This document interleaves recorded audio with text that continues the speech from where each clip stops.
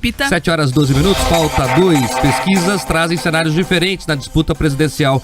Instituto Datafolha aponta diferença de 18 pontos entre Lula e Bolsonaro. Já a Modal Mais Futura indica um empate técnico. O levantamento divulgado ontem pelo Datafolha aponta o ex-presidente Luiz Inácio Lula da Silva, do PT, com 47% das intenções de voto, contra 29% de Jair Bolsonaro, do PL. Em relação à pesquisa anterior, realizada em junho, o atual presidente subiu 1 ponto percentual, enquanto o petista se manteve estável. Em terceiro na disputa está Ciro Gomes, do PDT, com 8%, e na sequência Simone Tebet, do MDB, com 2%. Empatados com 1% aparecem André Janones, do Avante, Pablo Marçal, do PROS e Vera Lúcia, do PSTU. Felipe Dávila, do Novo, Sofia Manzano, do PCB, Leonardo Péricles, do UP, José Maria Imael, do Democracia Cristã, Luciano Bivar, do União Brasil e General Santos Cruz, do Podemos, não pontuaram nessa pesquisa do Datafolha. Brancos e nulos chegaram a 6% e 3% dos entrevistados não sabem em quem votar ou não souberam responder. A pesquisa ouviu 2.500 pessoas nos dias 27 e 28 de julho em 183 cidades brasileiras. A margem de erro é de 2 pontos percentuais para mais ou para menos.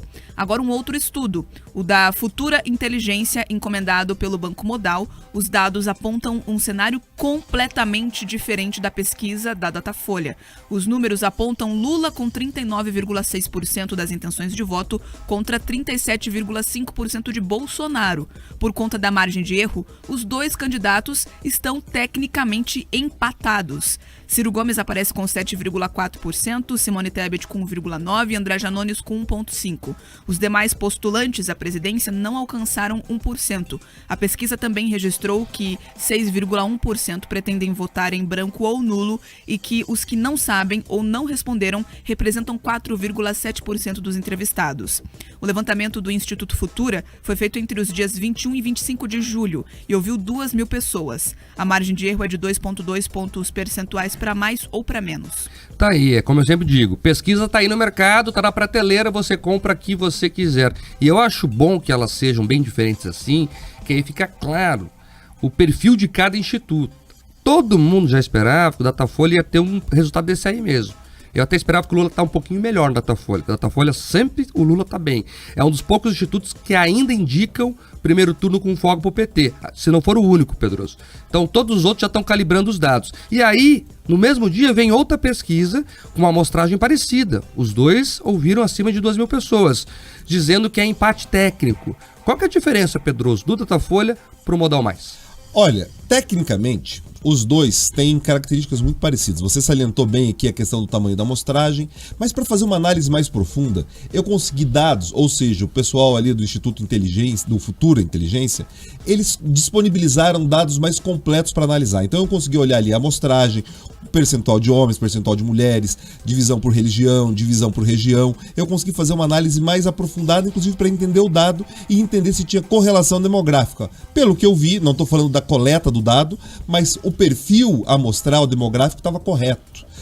Procurei o mesmo dado do Datafolha.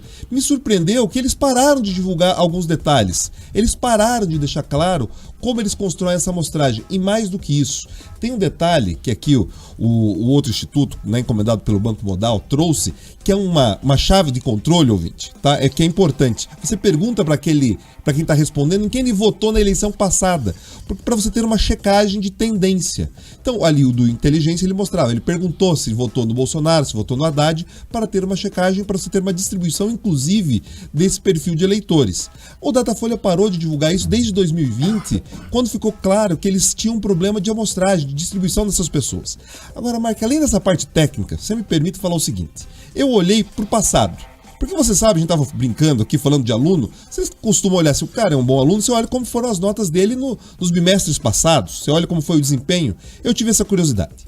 Lá, entre julho e agosto, o Datafolha mostrava em 2014, vamos olhar para a eleição lá, Dilma e Aécio. Sabe qual era a diferença que a Dilma estava na frente do Aécio naquela eleição? 16 pontos.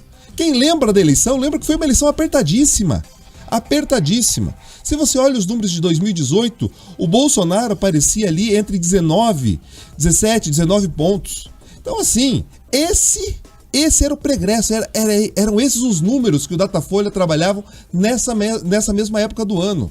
Ou seja, eles deixam ali para depois das convenções, para fazer aquele ajuste fino nos números. Mas nessa fase, sabe por que eles divulgam esses números? Justamente por conta das convenções. Tem dirigente partidário que já começa a ter dor de barriga quando olha esses números e fala, meu Deus do céu, eu preciso aderir. E vai causando confusão. Então, esse tipo de pesquisa ele serve muito mais como um instrumento de barganha do que necessariamente preditivo de comportamento eleitoral. Então, Mark, hoje, olhando para os números e olhando pelo que o Datafolha fez no passado, a chance de que eles estejam errados é muito maior do que eles acertem. Agora, Pedro, até aprofundando nesse debate, tem muito deputado ouvindo a gente agora, deputados federais, tem até senador ouvindo. Eu acho que a gente tem que mexer na legislação das pesquisas eleitorais, tá? Por exemplo, eu acho que partido político que encomenda pesquisa é para consumo interno. Não pode ser divulgado. Por quê? Porque vira material de propaganda política. E pesquisa não deveria se servir a isso. Então, teria que repensar isso, colocar alguma regulamentação, né?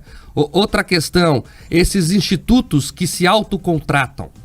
É muito estranho isso. O Datafolha tudo bem, porque tem a Folha de São Paulo, então o objetivo deles ao se autocontratar é para divulgar no seu veículo. Há uma questão prática nisso. Agora, tem um instituto aqui que registrou pesquisa no Paraná na semana que vem, que é do interior do Rio de Janeiro e se contratou para fazer a leitura do Paraná.